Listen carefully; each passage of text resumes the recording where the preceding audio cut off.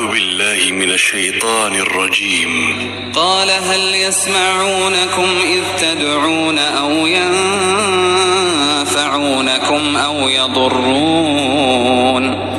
قالوا بل وجدنا آباءنا كذلك يفعلون قال أفرأيتم ما كنتم تعبدون أنتم وآباؤكم الأقدمون فإنهم عدو لي إلا رب العالمين الذي خلقني فهو يهدين والذي هو يطعمني ويسقين وإذا مرضت فهو يشفين والذي يميتني ثم يحيين والذي أطمع أن يغفر لي خطيئتي يوم الدين رب هب لي حكما وألحقني بالصالحين واجعل لي لسان صدق في الآخرين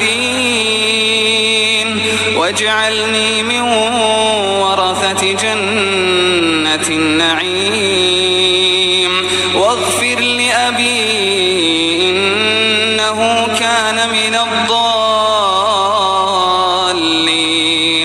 ولا تخزني يوم يبعثون يوم لا ينفع مال ولا بنون يوم لا ينفع مال ولا بنون إلا من أتى الله بقلب سليم وأزلفت الجنة للمتقين وبرزت الجحيم للغاوين وقيل لهم أين ما كنتم تعبدون من دون الله هل ينصرونكم أو ينتصرون فكبكبوا فيها هم والغاوون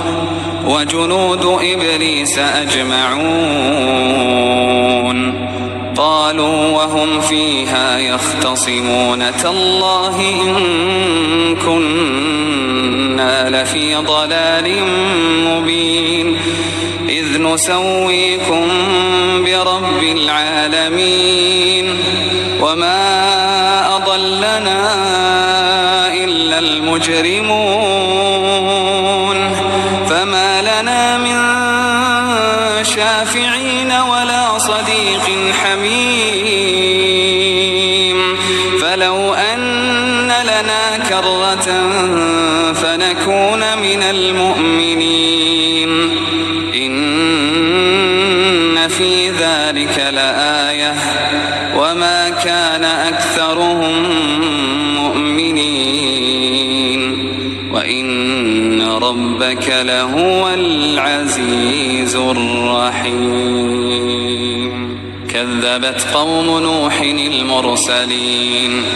إذ قال لهم أخوهم نوح ألا تتقون إني لكم رسول أمين فاتقوا الله وأطيعون وما أسألكم عليه من أجر إن أجري إلا على رب العالمين فاتقوا الله وأطيعون قالوا أنؤمن لك واتبعك الأرذلون قال وما علمي بما كانوا يعملون إن حسابهم إلا على ربي لو تشعرون وما أنا بطارد المؤمنين إن أنا إلا نذير مبين قالوا لئن لم تنته يا نوح لتكونن من المرجومين قال رب إن قومي كذبون فافتح بيني وبينهم فتحا ونجني ومن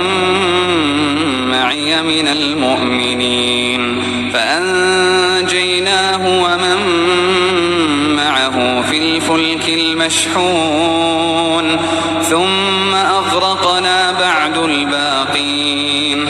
إن في ذلك لآية وما كان أكثرهم مؤمنين وإن ربك لهو العزيز الرحيم.